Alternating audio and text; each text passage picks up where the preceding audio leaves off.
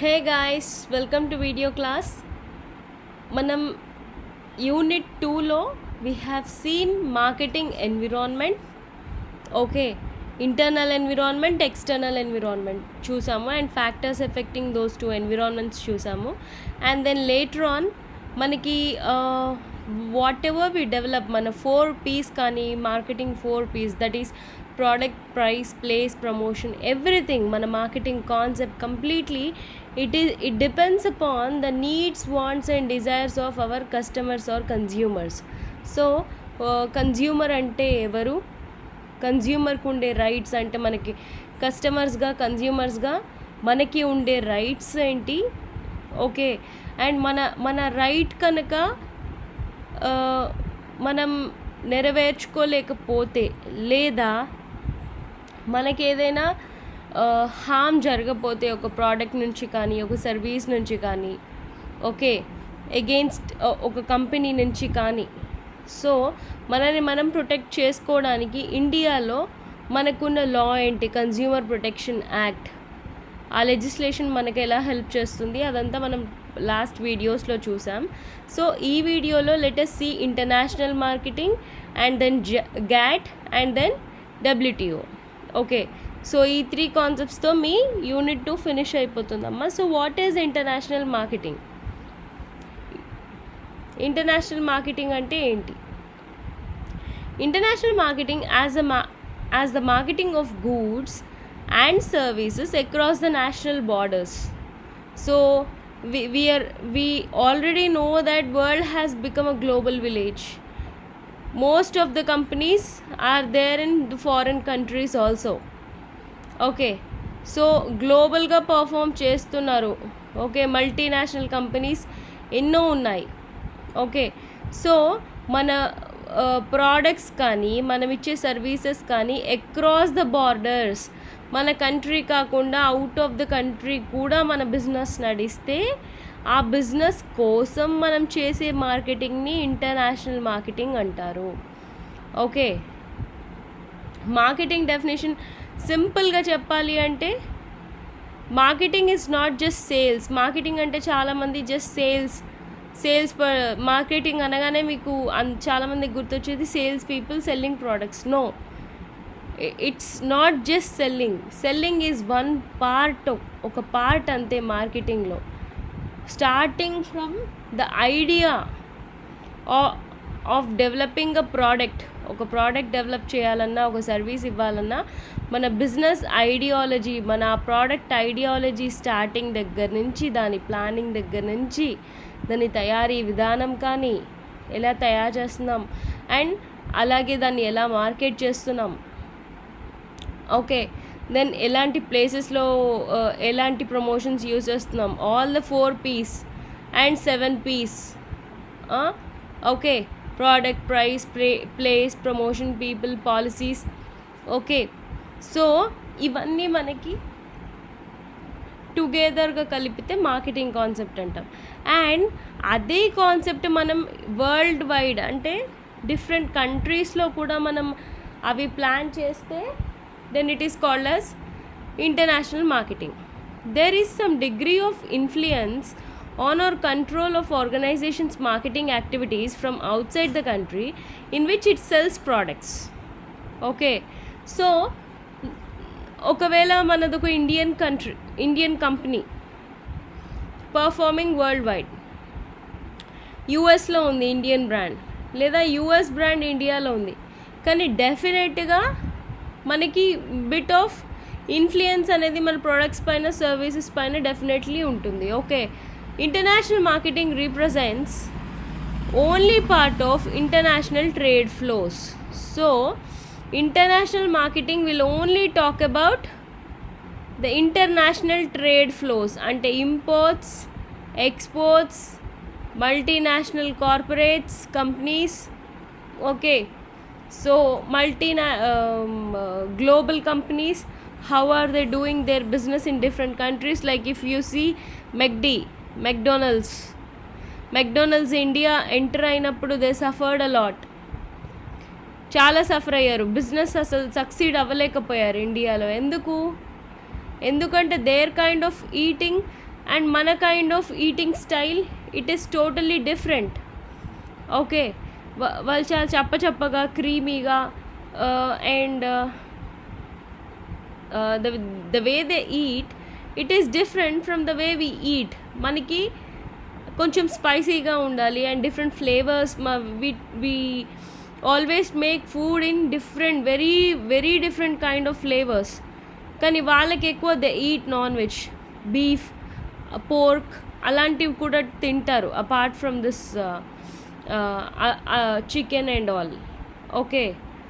Okay sea food కూడా ఎక్కువ తింటారు. సో వాళ్ళకి ఆ కైండ్ ఆఫ్ వెరైటీస్ ఉంటాయి. So when they entered India they didn't know మన టేస్ట్లు, మన ప్రిఫరెన్స్లు. వాళ్ళ మార్కెట్ రీసెర్చ్ ఫస్ట్ టైం వాళ్ళు ఎంటర్ అయినప్పుడు ఫెయిల్ అయింది. మెక్డీ వాళ్ళు ఎవ్వరూ ఆ బర్గర్స్ కొనుక్కోవట్లేదు, తినట్లేదు. Then later on they made a market research చేసినప్పుడు వాళ్ళకి కొన్ని విషయాలు తెలిసాయి. Like Indians prefer different kind of flavours and Indian మార్కెట్లో మనకి టూ టైప్ పీపుల్ ఉంటారు, vegetarians, non vegetarians. So and వెజిటేరియన్స్కి మరి అప్పటి వరకే అసలు వాళ్ళ దగ్గర లేనిది.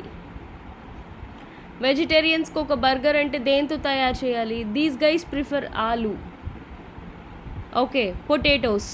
సో పొటాటోస్ ప్రిఫర్ చేస్తారు కాబట్టి పొటాటోస్తో కొన్ని మోడల్స్. అండ్ వాళ్ళ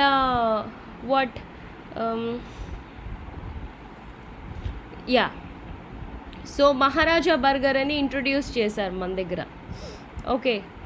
వాళ్ళ దగ్గరేమో బిగ్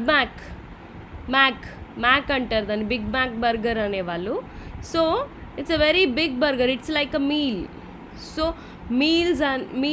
మీల్ టైప్లో మనకి burger with fries with Coke. So combinations ఇవ్వడం స్టార్ట్ చేశారు. ఆ ఆలూలోనే డిఫరెంట్ ఫ్లేవర్స్, చికెన్లో different flavours, and ఫ్రైస్లో different flavours. So many varieties of products కొత్తవి వాళ్ళు ఇంట్రొడ్యూస్ చేస్తే then they started succeeding in India. నేను కెలాగ్స్ ఎగ్జాంపుల్ కూడా ఇంతకుముందు చెప్పాను. కెలాగ్స్ కంపెనీ కూడా ఎంటర్ అయినప్పుడు బ్రేక్ఫాస్ట్గా ఎంటర్ అయింది కార్న్ఫ్లేక్స్. కానీ మనకి ఇండియాలో ఉన్న బ్రేక్ఫాస్ట్లు ఎన్ని? అండ్ కార్న్ఫ్లేక్స్ ఎవరు తింటారు బ్రేక్ఫాస్ట్కి? No one will eat in India. So they failed first. కానీ లేటర్ ఆన్ వెయిట్ రిడక్షన్కి అదొక ప్రోడక్ట్ లాగా ఇంట్రొడ్యూస్ చేశారు, సక్సీడ్ అయ్యారు. అండ్ లేటర్ ఆన్ పిల్లలకి చాకోస్ అని అవి వెరైటీస్ తీశారు, సక్సీడ్ అయ్యారు. సో నువ్వు ఏ కంట్రీలో అయితే బిజినెస్ చేయాలనుకుంటున్నావో ఆ కంట్రీ కండిషన్స్ అనేది మనం అర్థం చేసుకోవాలి. అందుకే మీకు ఎన్విరాన్మెంటల్ అనాలిసిస్లో మనకి ఇంటర్నేషనల్ మార్కెటింగ్, గ్యాట్, WTO వీటి గురించి డిస్కస్ చేయమని చెప్పారు సిలబస్లో. And Unilever British company. మన ఇండియాలో it is performing through Hindustan Unilever అంటాం కదా, HUL.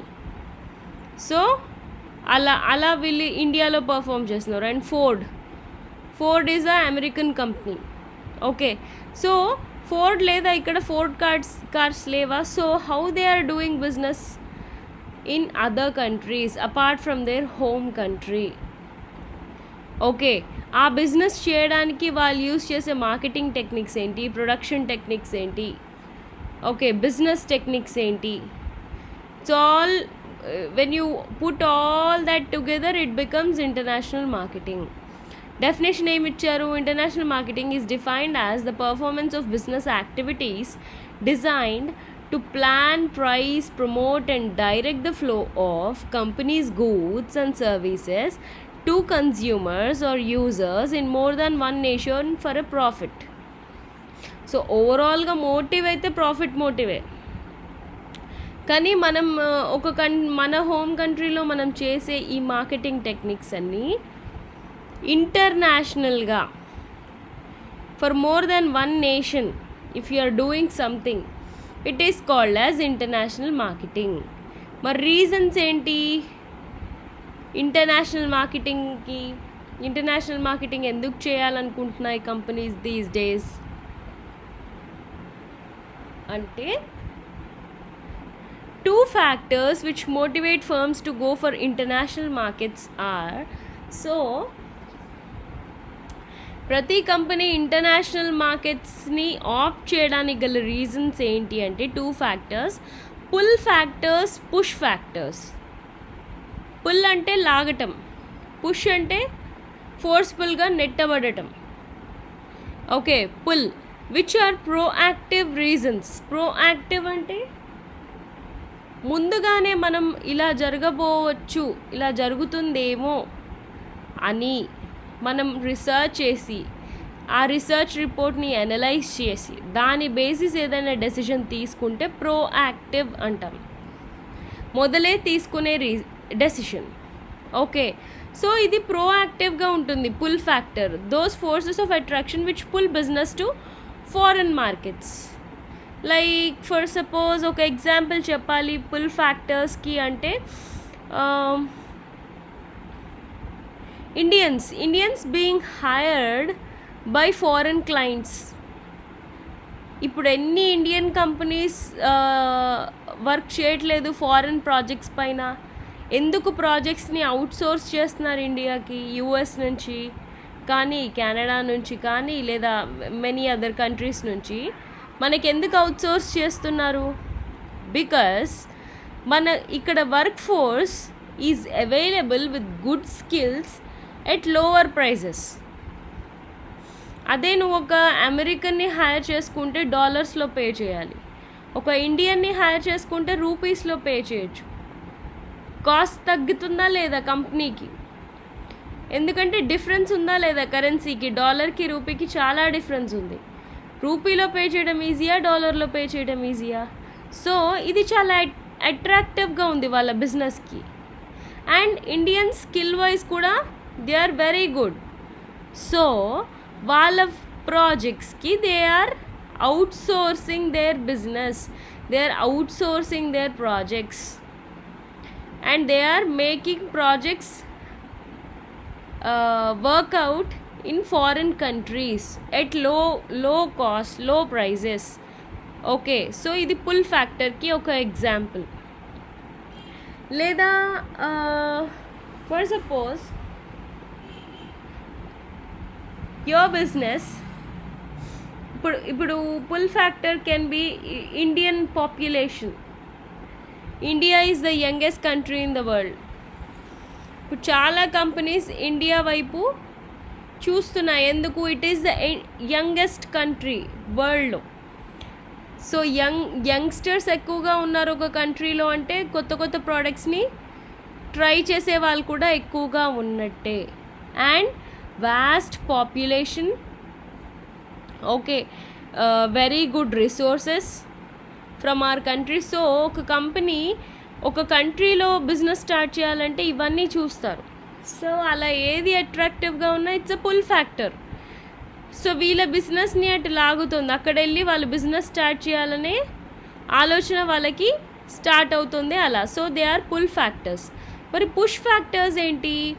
It refers to compulsions of domestic market like saturation of the market which prompt companies to ఇంటర్నేషనలైజ్.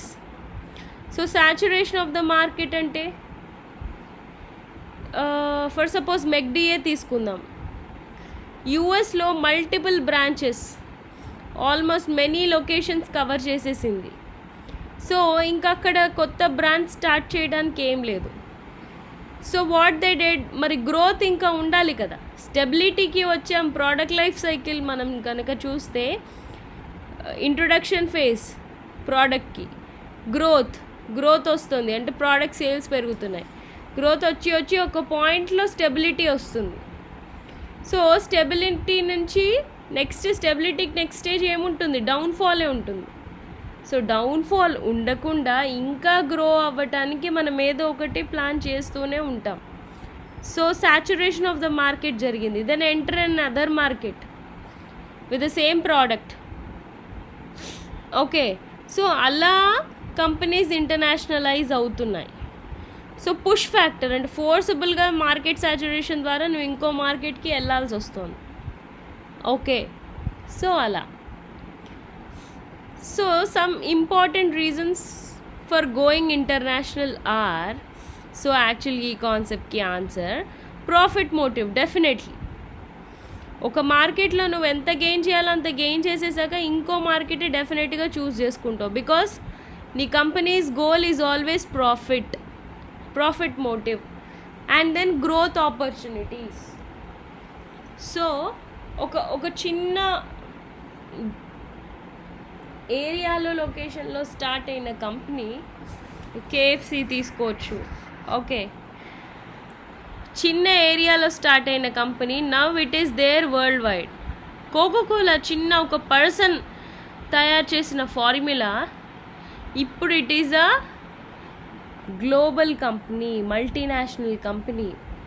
Okay, so imagine, so profit motive, growth, then domestic market constraints like fall in birth rate implies contraction of market for several baby products or technological advances. ఇప్పుడు for suppose ఒక కంట్రీలో birth rate అనేది చాలా తగ్గిపోయింది. For suppose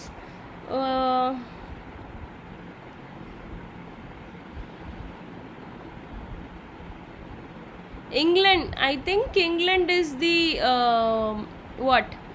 oldest country in the world. Okay, so అక్కడ birth rate ఏముంటుంది పెద్దగా, అక్కడ ఎలాంటి ప్రోడక్ట్స్ ఎక్కువ సేల్ చేయొచ్చు, old age people related products, health care related products ఎక్కువ సేల్ అవ్వచ్చు.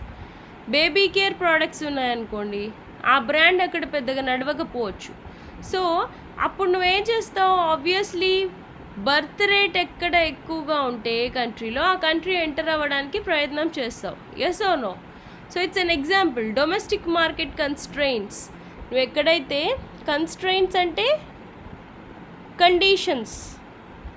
ఓకే, సో నీ డొమెస్టిక్ మార్కెట్ నీకు ఇంకా నో లాంగర్ సూటబుల్ అని నీకు అనిపించినప్పుడు you will enter a new market. లేదా టెక్నాలజికల్ అడ్వాన్స్మెంట్స్. ఓకే, నీ దగ్గర ఒక కొత్త కాన్సెప్ట్ ఉంది, మేబీ ఇక్కడ నడవకపోవచ్చు బట్ డెవలప్డ్ కంట్రీస్లో నడవచ్చు. Then go there, implement there, do your business there.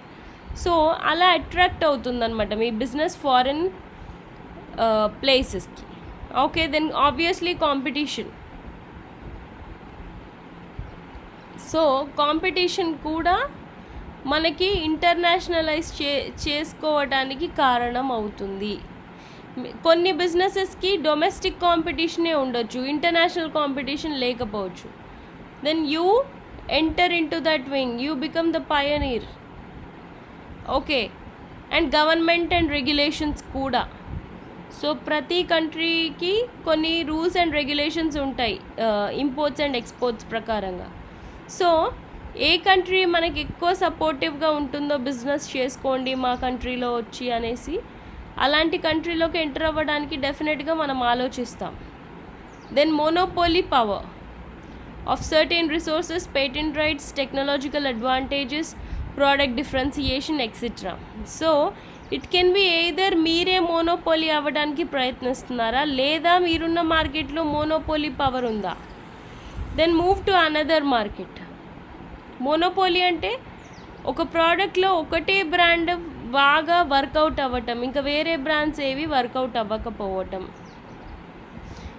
Okay, so అలాంటి సిచ్యువేషన్లో you move to other market. లేదా నీదే మోనోపోలియా,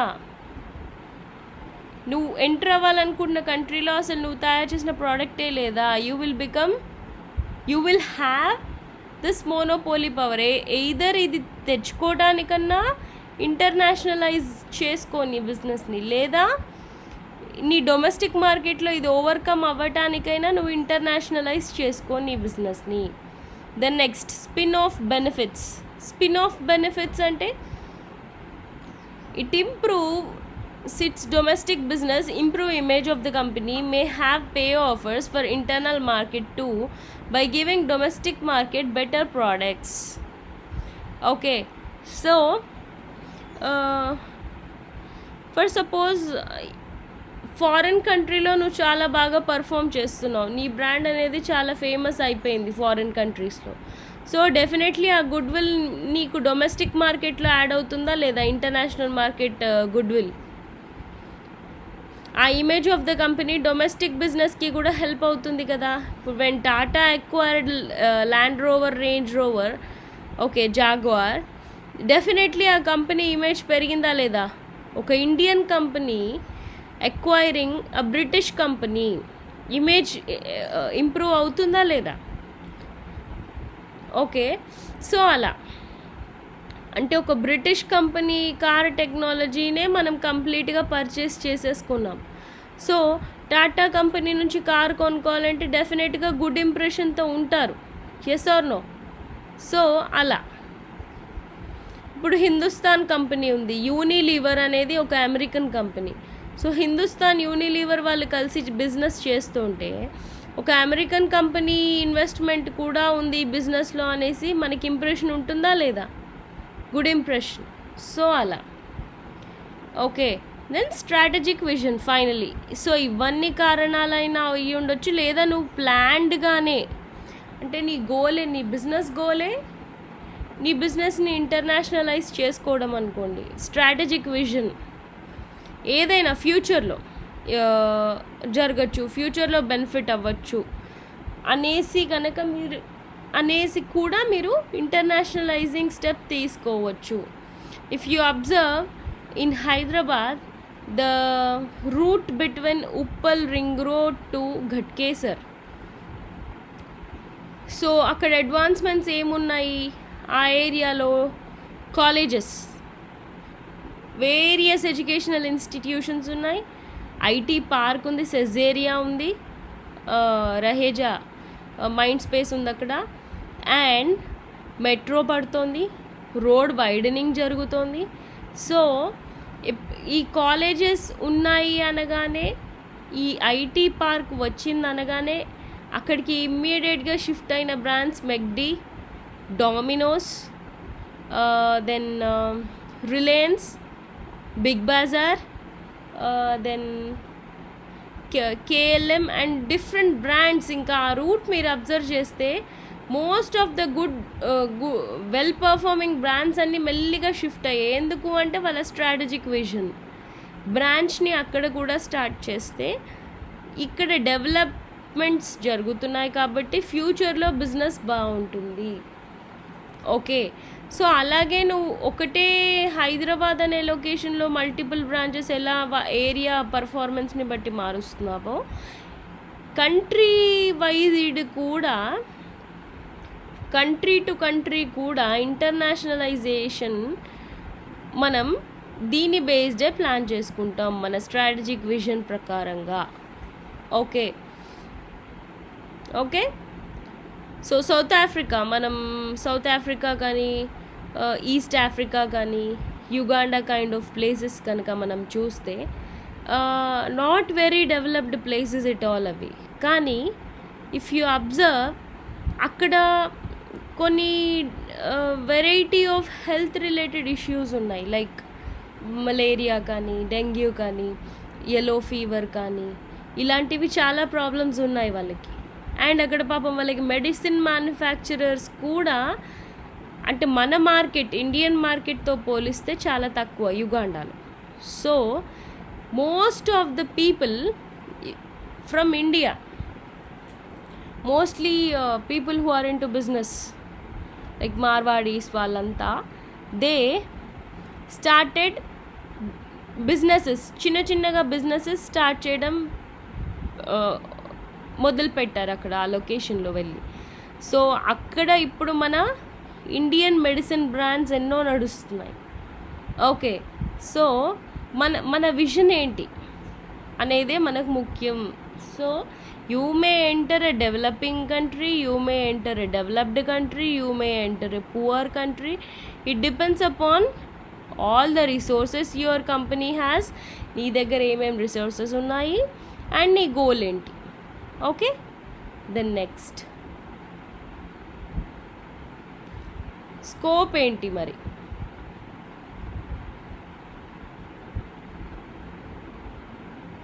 scope of international marketing.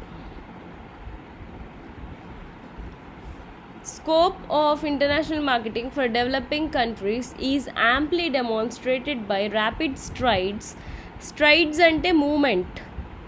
Okay, rapid movement made by several developing countries like Singapore, South Korea, etc. Samsung is from South Korea. ఎంత it is almost a world famous brand from Android. Okay, Android ఫోన్స్లో world famous brand సామ్సంగా కాదా? It is from South Korea. South Korea is a developing country. And Singapore tourism. Okay, so ర్యాపిడ్గా develop అవుతున్న countries ఇవి, అంటే fast growth ఉన్న countries ఇవి, Singapore, South Korea. So మనకి ఈ వీళ్ళ గ్రోత్ మనకి అట్రాక్టివ్గా ఉందా లేదా to start a business?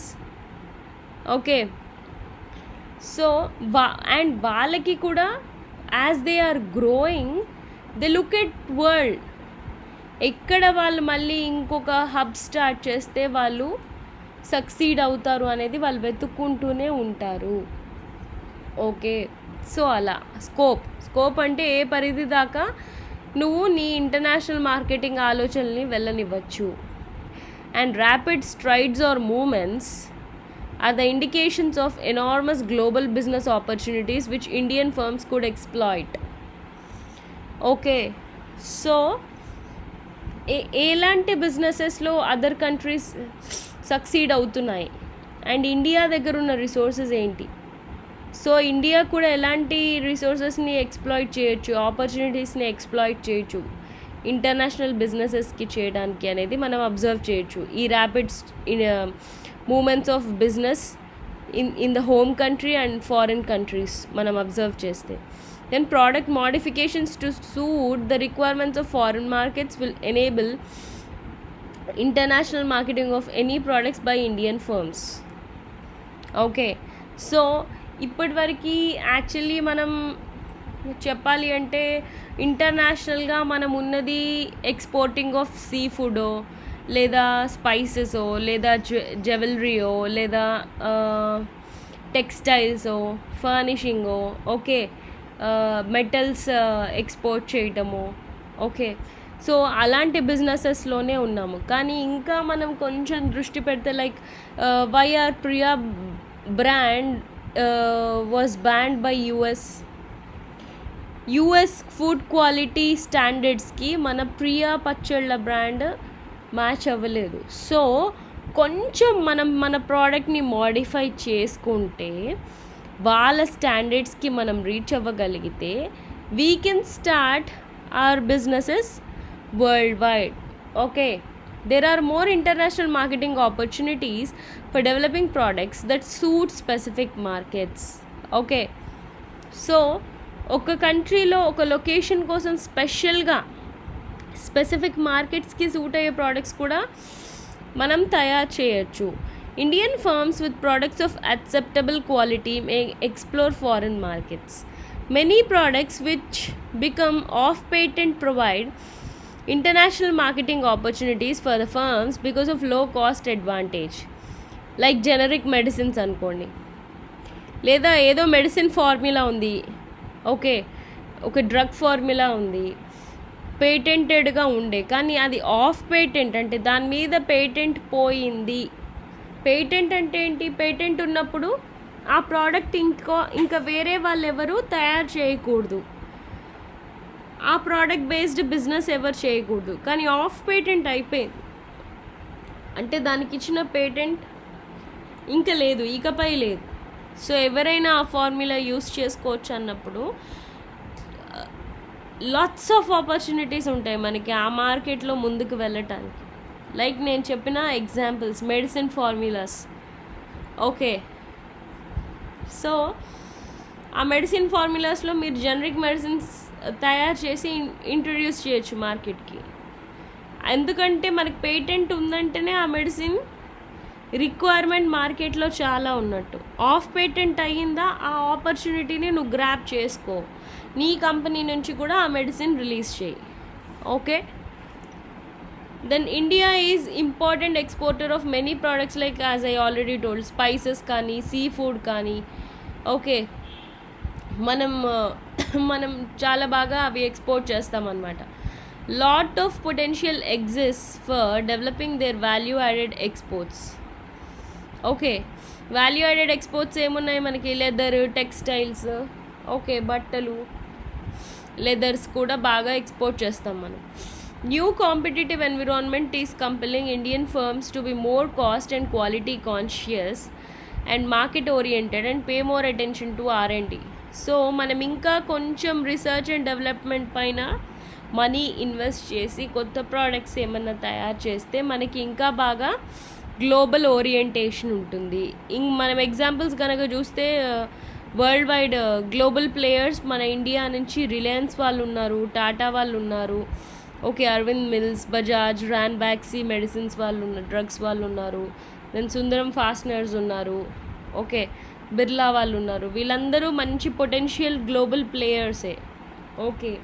But if more brands increase from India, then India will also start growing, okay. కానీ ఛాలెంజెస్ ఏమున్నాయి మరి ఇంటర్నేషనల్ మార్కెటింగ్ చేయడానికి? Competition definitely. డొమెస్టిక్ ఒక కంట్రీలోనే కంపీట్ చేయడం కష్టం అంటే imagine competition from multiple countries in a global platform. International ప్లాట్ఫామ్లో ఇంటర్నేషనల్ ప్లేయర్స్ అంటే ఎన్నో కంట్రీస్ నుంచి ఎంతోమంది తయారు చేస్తూ ఉంటారు. సో అక్కడ కాంపిటీషన్ అనేది అన్ఇమాజినబుల్ అసలు ఇంకా. సో కాంపిటీషన్ ఒక ఛాలెంజ్. లీగల్ రిస్ట్రెయిన్స్ అంటే ప్రతి కంపెనీకి మారే మన trade policies, rules, regulations, business start చేయడానికి ఆ కంట్రీలో ఉండే రూల్స్, ఇవన్నీ కూడా ఛాలెంజెసే. అక్కడ ఉండే గవర్నమెంటల్ కంట్రోల్స్ కూడా ఛాలెంజెసే, okay. Then varied consumer behaviour. As I already told, ఇందాక ఈ వీడియో స్టార్ట్ చేసినప్పుడు మెక్డీ, కెలాగ్స్ ఎగ్జాంపుల్స్ చెప్పాను. సో కన్జ్యూమర్ బిహేవియర్ అనేది లొకేషన్ టు లొకేషన్ మారుతుంది. సో అది అర్థం చేసుకునేసరికే